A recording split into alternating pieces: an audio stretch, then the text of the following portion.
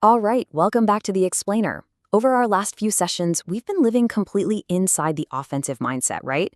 We've basically been tearing through the network, watching exactly how lateral movement works. But today, we're executing a massive pivot. We're going to look at the wreckage the attackers left behind and figure out exactly how to build an enterprise defense that stops these exploits totally cold. Think back to where we left off. The attack chain is complete, hashes are captured, authentication is bypassed, the entire network is compromised with a single credential. Sounds pretty grim, right? But here's the thing about a mature organization. Something is always watching. Event IDs are firing, alerts are triggering in the background. Analysts are starting to investigate. The real question is always the same, though. Are you actually detecting the right things? So let's look at exactly what these attacks leave behind in the logs and, more importantly, how we can actually stop them. Okay, let's dive into this. Take a look at the architecture of a proper enterprise defense. You can see the flow of secure encrypted traffic between the workstations, the domain controllers, and the CM. Now, to truly secure an environment like this, you can't just start throwing tools at it. We have to start by understanding exactly what pass the hash and pass the ticket attacks leave behind in the logs. We got to find the footprints before we can even think about implementing solutions like Microsoft Lab. And speaking of footprints, a compromised network is literally never fully silent. You just have to know where to look. Check out the event IDs firing here on the SOC dashboard. If we adopt the mindset of a threat hunter for a second, you can see those massive spikes in failed logins over on the right. And then look right below them, those specific severity alerts triggering. Those are our footprints. That's the attacker making noise. Now, those footprints form what we call the triad of hash authentication logs. If you're a defender, these are the three main events you absolutely need to hunt for. First up is 4624. That's account logon. It gets generated for every single successful login. Next is 4625, failed logon, which is usually your first tip-off that someone is doing reconnaissance. And finally, 4648, explicit credentials. This one is a massive tell. It's a classic sign of pass the hash tool usage, basically showing a process trying to use different credentials than the user who is actually logged in. Let's actually zoom in on that primary indicator, event ID 4624. So legitimate interactive logins generate all sorts of different login types. But pass the hash, because it uses NTLM authentication, it almost always generates logon type 3, which is a network login, specifically calling out the NTLM authentication package. So if you suddenly see a logon type 3 event using NTLM coming from an account that doesn't normally authenticate that way to those specific systems, well, you have a massive red flag on your hands. But here's the thing, right? You don't just hunt for one isolated event. You hunt for a pattern. If we look at this threat hunter's diagnostic matrix, you see how it all comes together. When you combine that logon type 3, the NTLM authentication, an unexpected source, and then a rapid burst of failed authentications across multiple targets, you're no longer just dealing with a suspicion. That is a strong, undeniable indicator of pass the hash execution happening right then and there. Now, this is where it gets kind of wild. Let's look at how we detect golden ticket usage, specifically with event ID 4769.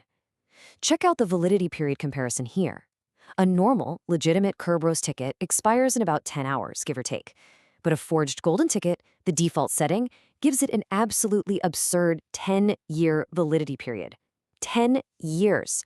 Unless your Kerberos ticket is expected to outlive your car, you've got a problem.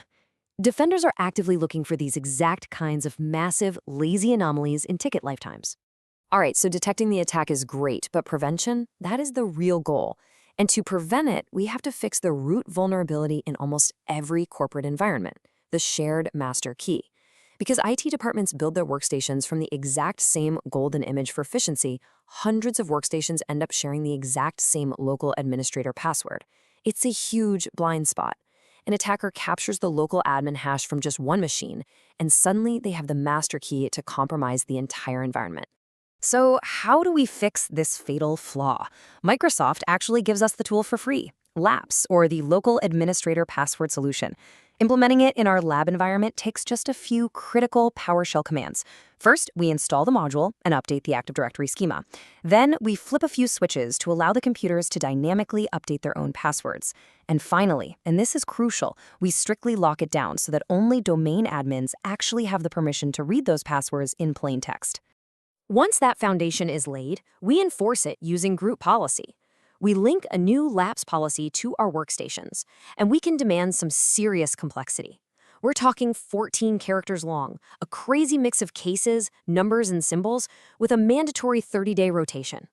And just like that, Active Directory is totally transformed into this secure, constantly rotating vault for every single unique password on your network. And here is the payoff, the absolute best part. Every single workstation now has a totally unique, randomized local admin password. So when our attacker tries to execute past the hash from workstation-01 over to workstation-02, they just hit a brick wall. Access denied. Boom. The lateral movement chain is officially broken.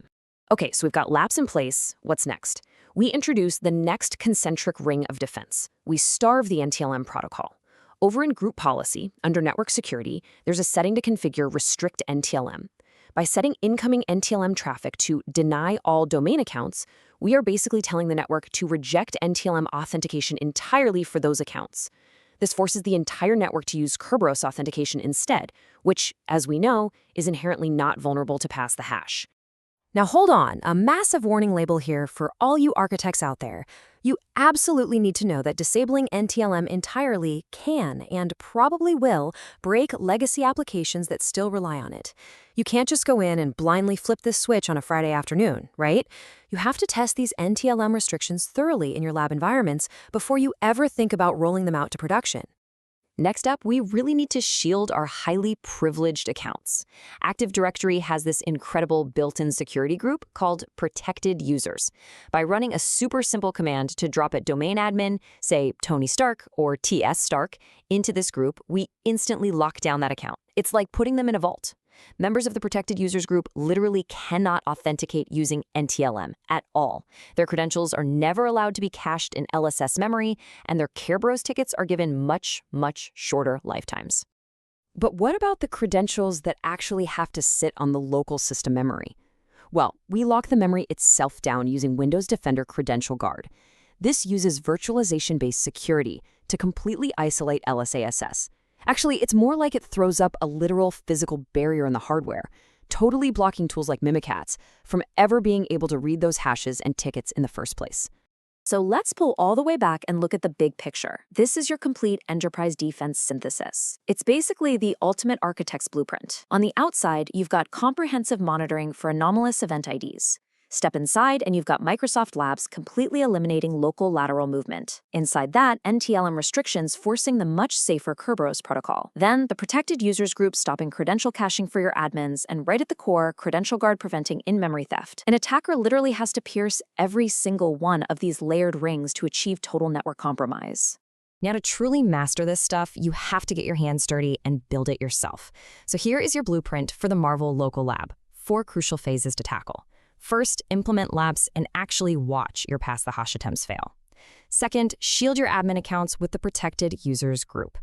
Third, set up your logging and go hunting for those 4624 logon type 3 indicators. And finally, turn on Credential Guard and watch virtualization physically block Mimikatz from dumping memory. Seriously, go test it out.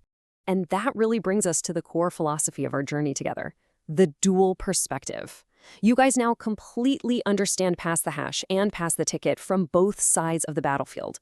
You know exactly how to execute the attacks as a red teamer, and you know exactly how to architect the defense with laps, Protected Users, Credential Guard, and NTLM restrictions as a blue teamer. Having this complete 360-degree picture, that is what makes you genuinely invaluable in any security role. So, I'm going to leave you with this final thought. Are you aggressively detecting the right things in your network today? Or are you just sitting back, crossing your fingers, and hoping the lateral movement chain eventually breaks on its own? Really think about that one. Because up next, we're diving deep into red team versus blue team enterprise operations, exploring the whole strategic relationship between offense and defense. Keep building those defenses, stay curious, and I'll see you in the next explainer.